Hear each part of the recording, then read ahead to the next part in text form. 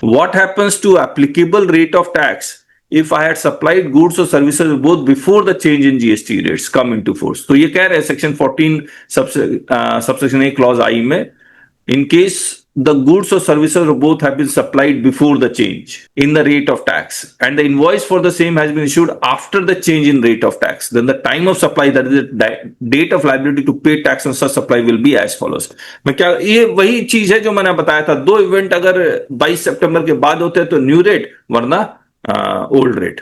मैं वैसे आपको अपनी किताब में दिखला भी देता हूं. ये देखिए 14A1 new rate. New rate मान लीजिए यहां से इंप्लीमेंट हुआ, आपने इनवॉइस और पेमेंट दोनों बाद में है. सप्लाई भले पहले हो गया है लेकिन आपने इनवॉइस भी बाद में इशू किया और पेमेंट भी बाद में हो रहा है, तो whichever date is earlier, यानी कि इनवॉइस इन दोनों में से जो डेट अर्लियर होगा तो न्यू रेट ही लगेगा, याद रखिएगा.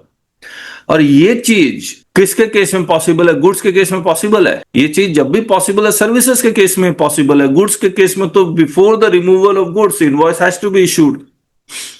हाँ, गुड्स के केस में हो सकता है maybe when the goods are sent for approval, वहां पर there might be a case.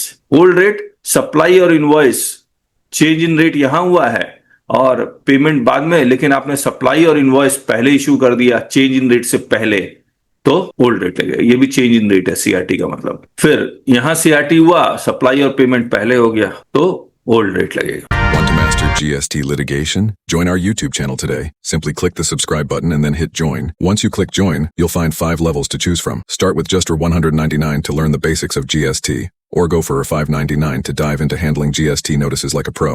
We promise you the best GST learning experience. Join now and take your GST knowledge to the next level.